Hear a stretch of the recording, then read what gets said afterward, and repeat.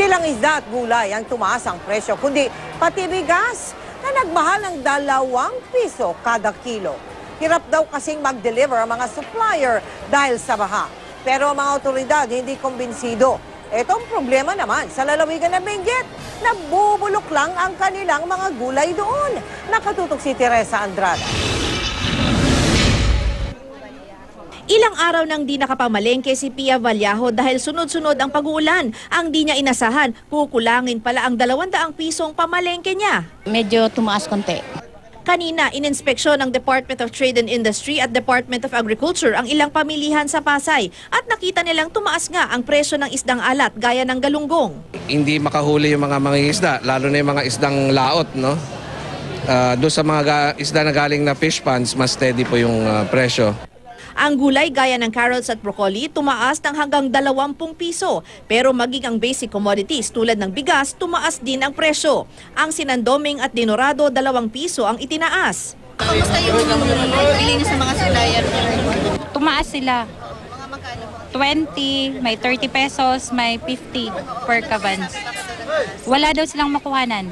Wala ring nagsusupply sa kanila. Hirap rin daw i-deliver ang supply dahil maraming kalsada ang sira o lubog pa sa baha. Pero ang DA hindi kumbinsido sa rason ng mga supplier. We just have to check yung commercial rice kasi medyo tumaas. I-confirm lang natin kung bakit ito nangyayari dito sa market na to. Hindi naman sila dapat tumaas.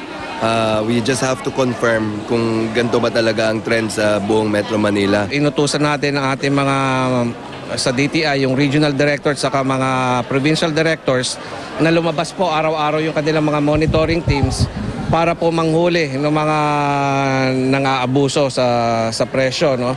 Sa isang supermarket dito sa Pasay, wala mang paggalaw sa presyo pero apektado ang supply ng mas murang brand ng sardinas. Gawa po ng may bagyo, ma'am. Wala pong deliver kaya wala po ganong stock ng dilata. Sabi mo may mga namili na madami. Oo, may mga namili pong marami.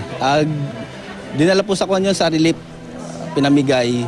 Wala ring paggalaw sa presyo ng mga delata, kape, gatas, mantika at instant noodles. Mananatili ang price freeze sa presyo ng mga pangunahing bilihin sa mga lugar na nasa state of calamity. Tiniyak din daw ng mga panadero at manufacturers ng sardinas at noodles na di sila magtataas. Nakipag-usap na rin daw sila sa MMDA na i-lift ang truck ban at number coding ng ilang araw para maibiyahe ang mga delivery nila. Magpapakalat naman ang DTI ng mga diskwento caravan sa mga lugar na maraming nasalanta ng bagyo. Habang mahal ang presyo ng mga gulay sa Metro Manila, sa Benguet naman nabubulok lang ang mga ito. Lugi na nga raw ang mga tindera dahil bukod sa matumalang benta, nasisira ng ulan at baha ang kanilang mga gulay kaya hindi ito naipapasa sa tamang presyo. Teresa Andrada, Nakatutok, 24 Oras.